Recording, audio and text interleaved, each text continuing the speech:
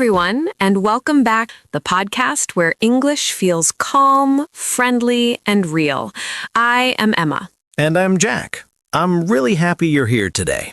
Before we begin, let me say one small thing from the heart. If you enjoy learning English with gentle conversations like this, please like this episode and subscribe to Talk Emma. It helps us reach more learners just like you. Now, let's relax and begin. This episode feels special because we're not talking about big, scary study plans. We're talking about small habits. Yes, the kind of habits that don't feel like studying, the kind that quietly change your English over time. Small habits, but big growth. Many English learners tell me the same thing. I want to speak English fluently. I want to understand movies. I want to feel confident. But when I ask how they study, they say, I wait for free time. I study only on weekends. I stop when I feel tired. And that's where the problem starts. Exactly. English doesn't grow from big plans. It grows from daily contact. 5 minutes, 2 minutes, one simple moment. That's enough. Let's start with mornings. Mornings decide the mood of the whole day. Yes. And no, we're not waking up early to study grammar. Here's the habit. When you wake up, before checking your phone, before rushing out of bed, say 3 simple sentences in English. Only 3. For example? Something like, I am awake. It's a new day. I feel a little tired. That's it. No pressure, no notebook. That wakes up your English brain. Exactly. Your brain learns, oh, English is part of my life. What if someone wakes up late and feels stressed? Even better. Then your sentences become real. I am late. I need coffee. I must hurry. That's real English. And very honest English. Let's talk about something we all use every day, our phones. Too much, maybe. True, but instead of fighting it, let's use it. Here's the habit. Change your phone language to English. Many learners feel scared about this. Yes, but here's the secret. You already know where everything is. Settings, messages, camera. Now you just see English words again and again. Without trying. Exactly. That's called passive learning. You learn while living. Do you remember learning words by seeing them every day? Yes, that's why I love this habit. Take small pieces of paper, write simple words, door, window, mirror, table, fridge. Put them on objects in your house. So your house becomes an English classroom. But a friendly one. Every time you walk, you see English. No stress, no studying. Beginners don't need more information. They need more connection. When you see the word chair and sit on it, your brain connects language to life. That's powerful learning. Now let's talk about free time, scrolling, relaxing, watching short videos. Most people do that anyway. True, but instead of fighting it, let's use it. Here's the habit. Follow 2 or 3 English creators, not 10, not 20, just a few. People who talk about things you like. Yes, cooking, travel, motivation, daily life. You watch a 30-second video, you hear natural English, you learn rhythm, tone, feeling. I love this one. Me too. Read the comments. People use short, real sentences, not textbook English. It's modern, alive English. Many learners say, I have no one to speak with, but you always have one partner, yourself. This habit feels funny at first. But it works. When you're alone, describe what you're doing. I am washing dishes. The water is warm. I like this music. Your mouth gets used to English. And no one judges you. We live in a lucky time. We can practice English without fear. Talk to AI for 2 minutes. Ask simple questions. How is the weather? What should I eat today? The AI is patient. It listens, it answers clearly. It's practice without pressure. Let's bring some joy. Music. Yes, practice one English song a day. Listen, read lyrics, sing softly. Music teaches flow. How are you doing becomes how are you doing? English starts to feel natural. Shopping. Make your shopping list in English. Milk, bread, rice. When you see the object, the word becomes real. English leaves the notebook and enters life. At night, don't study. Just write one sentence. Today was busy. I felt tired but happy. One sentence is enough. After 1 month, you'll see progress. You don't need to change your whole life. You don't need to study harder. You need to touch English every day. Small habits, small moments, big growth. And your English slowly becomes part of you. When English becomes part of your day, like brushing your teeth or drinking water, something interesting happens. You stop asking, "Am I studying English today?" Instead, English simply appears. It slips into your life quietly. No pressure, no fear. Many learners translate everything in their head, first language to English. That's tiring. And slow. So here's a gentle habit. When something happens, don't translate full sentences. Just think key words. Hungry, late, happy, busy. Your brain learns to react in English naturally. Let's imagine this. You're walking outside. It starts raining. Instead of thinking a long sentence, just think rain, cold, need umbrella. That's already English thinking. Later, sentences come easily. Some learners feel shy speaking aloud, so we start gently. Stand in front of a mirror for 1 minute. Smile. Say simple things. Hello, my name is... I am learning English. Seeing yourself speak builds confidence. Yes, your brain says, "Oh, I can do this." Here's a habit I love. Every day, learn one simple question. Just one. Like what? Do you like coffee? Where are you from? What time is it?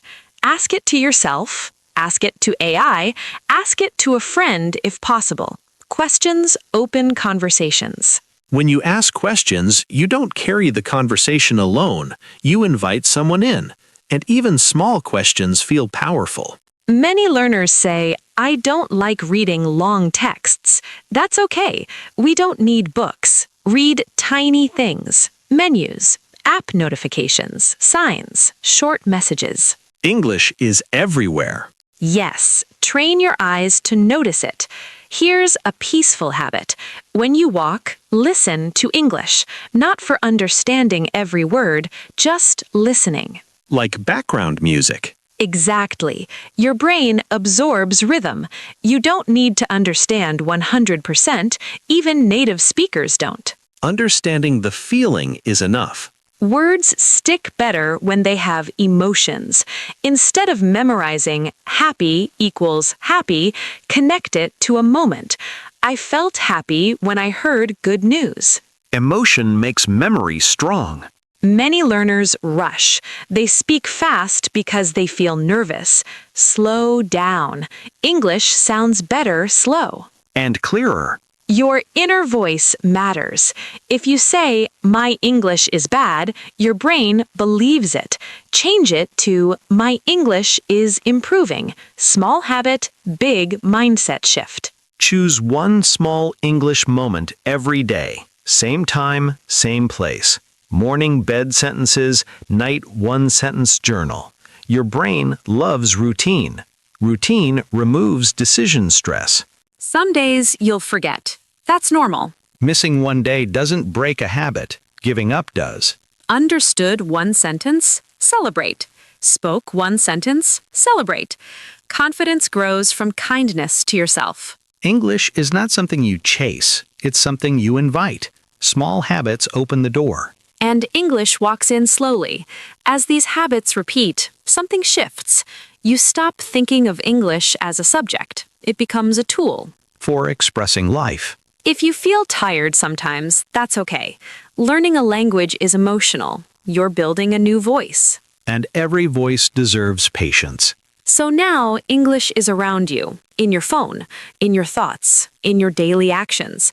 But there's one more thing we need to talk about: fear. Because habits help, but courage completes the journey. Fear is a quiet thing. It doesn't shout, it doesn't stop you loudly, it whispers. What if I say it wrong? What if they don't understand me? What if I sound silly? And those whispers can stop people from speaking for years. Most learners think their fear comes from grammar, but it doesn't. Fear comes from judgment, school memories, corrections, people laughing. Or even judging yourself. Yes, especially that. Let me ask something honestly. Do you ever understand English but stay silent anyway? Not because you can't speak, but because you're afraid to try? Many listeners quietly say yes. Silence feels safe, but it also keeps English locked inside. Here's a habit that changes everything. Give yourself permission to speak bad English. Not forever, just for now. That sounds strange, but it's powerful.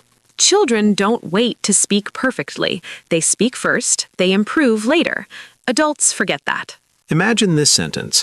Yesterday I go market. Is it perfect? No. Is it understandable? Yes. Communication happened, and communication is the goal. Another fear comes from building full sentences in your head. That's heavy.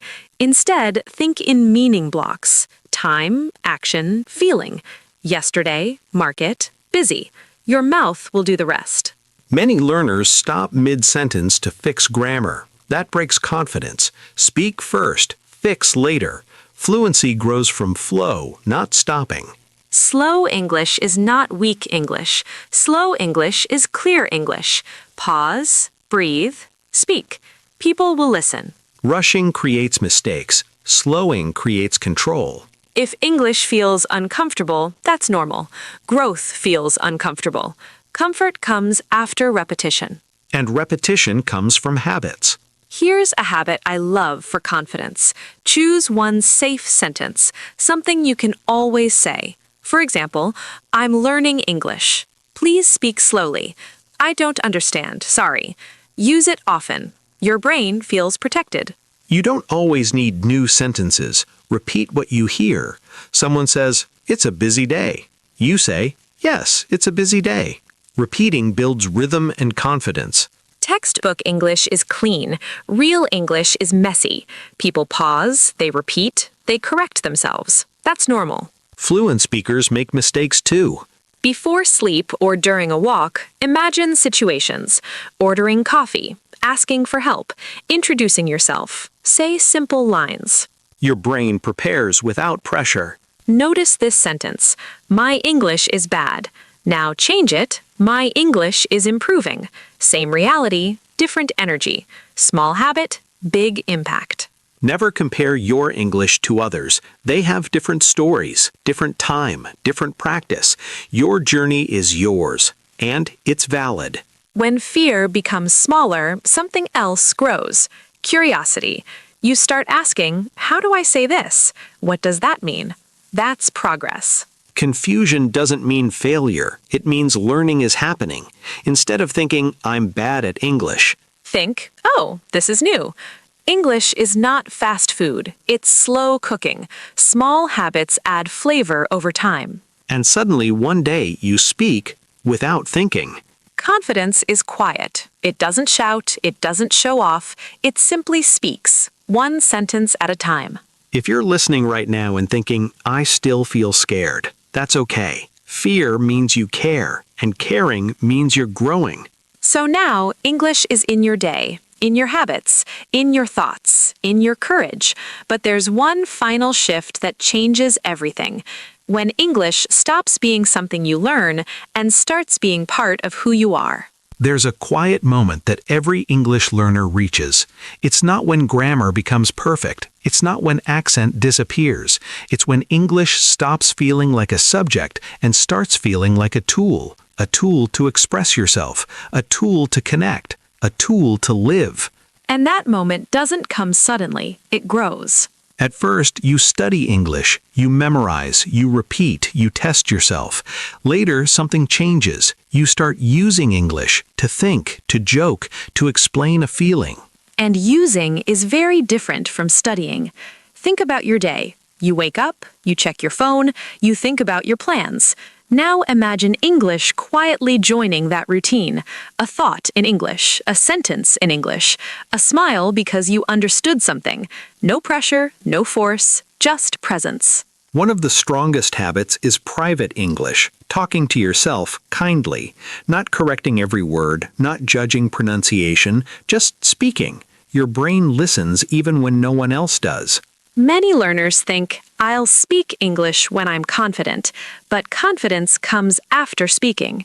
English confidence is not personality, it's familiarity. The more English hears you, the more it stays. Some days English feels easy, other days it feels heavy again. That doesn't mean you're going backward. That means you're human. Progress is not a straight line. 10 minutes every day beats 2 hours once a week. Listen a little, speak a little, notice a little. That's how English stays alive. Let English live in your ears. Podcasts, songs, short videos, not to understand everything, but to feel the rhythm. Language is music before its rules. You don't need to sound native. You need to sound comfortable. Comfort is attractive. Comfort is clear. Rushing kills comfort. Don't rush to finish learning English. Enjoy learning it. Every new word is a door.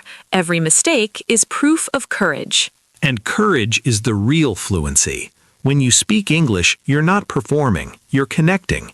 People don't remember perfect grammar. They remember how you made them feel. One day, you'll look back and realize, I speak English now, not because you tried hard every day, but because you stayed close to it. Picture yourself 6 months from now, speaking without panic, listening without translating every word, smiling because English feels familiar. That future is built from today's small habits. You don't need talent. You don't need perfect memory. You need patience. You need kindness toward yourself. English grows where pressure leaves. If English has ever made you feel small, please remember this. You are not bad at English. English is just new to you, and new things become familiar with time. If this conversation made English feel lighter for you, if it helped you breathe a little easier while learning, take a moment. Like this episode. This podcast is here to walk with you, not rush you. And if you know someone who feels afraid to speak English, share this episode with them. Sometimes one voice makes the journey easier. Thank you for listening. Keep your habits small. Keep your heart open. English will meet you there. Bye, everyone.